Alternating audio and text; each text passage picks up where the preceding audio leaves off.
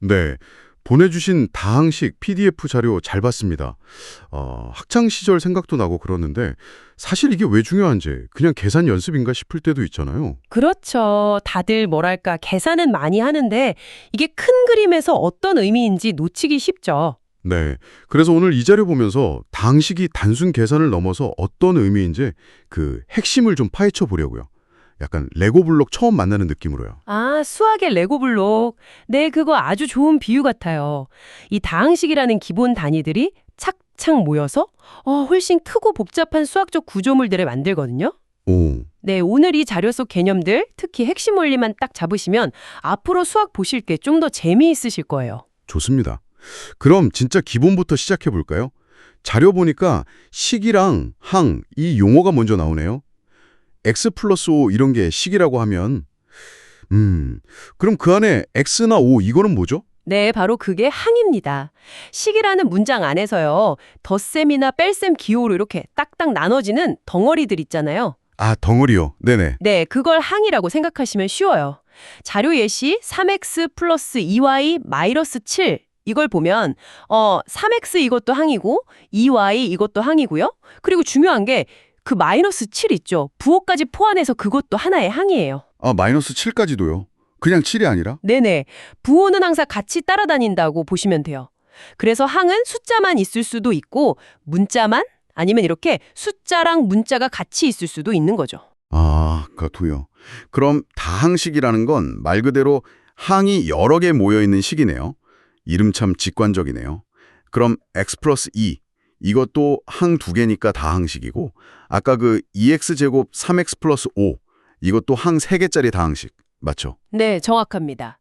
뭐 항이 딱 하나짜리는 단항식이라고 부르긴 하는데 보통은 그냥 하나 이상 여러 개 항으로 이루어진 식을 다 묶어서 다항식이라고 불려요. 말씀하신 것들 다 좋은 예시죠. 그런데 그 2x제곱 3x 플러스 5 같은 거 보면 x 위에 조그맣게 2가 있잖아요. 네네. 자료에선 이걸 차수라고 하던데 이게 왜 중요하게 나오는 걸까요? 그냥 뭐 특별한 표시 같은 건가요? 아, 그 작은 숫자, 지수라고 부르죠. 이게 생각보다 엄청 중요해요. 그게 바로 그 항의 차수인데요. 쉽게 말하면 그 항에서 문자가 몇 번 곱해졌냐는 뜻이에요. 아, 몇 번 곱했는지? 네, 2x제곱은 x가 두 번 곱해졌다는 뜻이니까 이 항은 2차 항, 차수가 2가 되는 거죠. 그냥 3x는 x가 한 번이니까 1차 항, 차수는 1이고요. 그럼 숫자만 있는 마이너스 7은요? 문자가 없는데. 좋은 질문이에요. 문자가 없다는 건 문자가 0번 곱해졌다고 봐서 상수항은 차수가 0이라고 약속해요. 아하, 0차. 네. 그리고 다항식 전체의 차수를 말할 때는 그 안에 있는 항들 중에서 제일 대빵, 그러니까 차수가 제일 높은 항의 차수를 따라가요. 그래서 2x제곱 3x 플러스 5에서는 2x제곱의 차수인 2가 제일 높으니까 이 다항식은 2차 다항식이다. 이렇게 부르는 거죠. 이 차수가 나중에는 뭐 함수 그래프 모양을 결정한다거나 하는 되게 중요한 역할을 하거든요. 그렇군요. 와, 그냥 숫자 표시인 줄 알았는데 그래프 모양까지 연결된다니. 어쩐지 자료에서도 다항식을 기본 재료, 레고 블럭 이러고 자꾸 비유하는군요. 이걸 잘 모르면 다음 단계 더 복잡한 거 배우기 어렵다 뭐 이런 뜻이겠네요. 네, 딱 그거예요. 우리가 방정식을 풀 때나 뭐 함수의 변화를 볼 때 아니면 좀 더 나아가서 현실 세계 현상 있잖아요. 예를 들면 물체가 어떻게 움직이는지, 뭐 인구가 어떻게 변하는지 이런 걸 수학적으로 표현하고 예측할 때도 이 다항식이 가장 기본적인 뼈대가 돼요. 와, 진짜 쓰임새가 많네요. 그렇죠. 그러니까 이 기본 레고 블럭을 잘 다뤄야 더 복잡하고 멋진 수학적 구조물들을 만들 수 있는 거죠. 네, 그럼 이제 이 레고 블록 가지고 노는 법, 계산은 어떻게 하는지 좀 알려주세요. 특히 덧셈 뺄셈, 이게 은근히 헷갈리더라고요. 맞아요. 다항식 계산에서 제일 중요한 원칙, 딱 하나만 기억하시면 돼요. 자료에서도 동류항이라고 강조하고 있죠. 네, 동료항. 네, 같은 종류끼리만 계산한다. 이게 핵심입니다. 같은 종류요? 그게 어떤 거죠? 여기서 같은 종류라는 건 사용된 문자랑 그 문자의 차수까지 완전히 똑같은 항들을 말해요. 예를 들어서 2x랑 3x는 둘 다 문자 x고 차수도 1로 똑같죠. 네. 그러니까 얘네들은 동료항이에요. 그래서 더하면 5x 이렇게 계산할 수 있는 거죠. 아하. 근데 만약에 2x제곱이랑 3x는 어때요? 문자는 x로 같지만 차수가 하나는 2고 하나는 1이니까 다르죠. 네, 다르네요. 그럼 얘네는 동류항이 아닌 거예요. 그래서 더 이상 계산 못하고 그냥 2x제곱 플러스 3x 이렇게 둬야 돼요.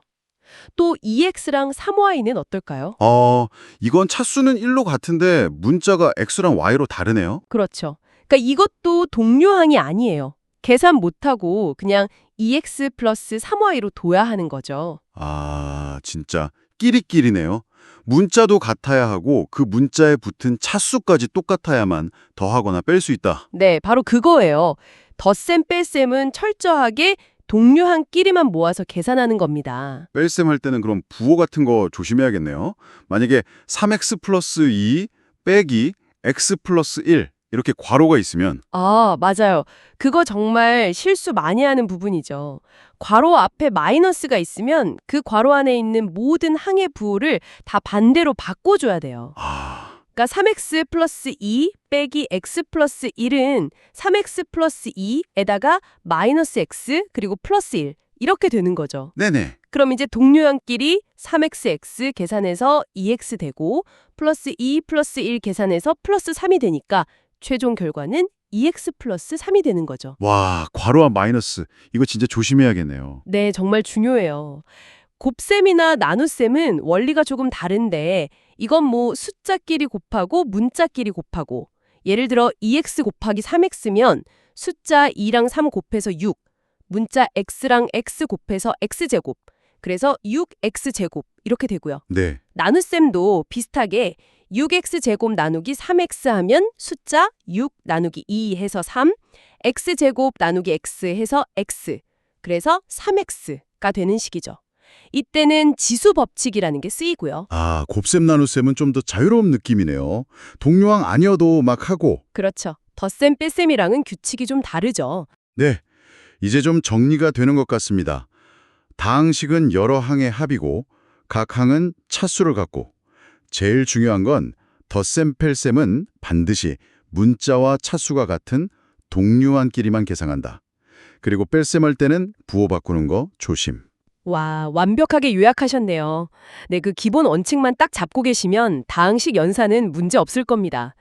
특히 그 동류항 구분하는 거, 그게 핵심이라는 거 다시 한번 강조하고 싶네요. 네, 오늘 다항식이라는 이 수학의 기본 레고 블록에 대해서 개념부터 덧셈 뺄셈 원칙까지 확실히 짚어봤습니다. 특히 동류항, 이 개념이 왜 그렇게 중요하다고 하는지 이제 알 것 같아요. 네, 잘 이해하신 것 같네요. 여기서 이제 한 걸음만 더 나아가서 이런 생각을 해보면 어떨까 싶어요. 오늘 우리가 살펴본 이 다항식이라는 어떻게 보면 되게 단순한 규칙들이잖아요. 그렇죠. 그냥 문자랑 숫자 더하고 빼고 곱하고. 네.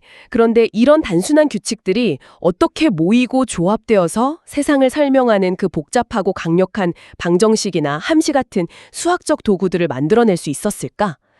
단순히 계산 규칙을 넘어서 이 블럭들이 만들어내는 더 큰 그림, 그 연결고리를 한번 상상해 보시는 것도 꽤 흥미로운 여정이 될 겁니다.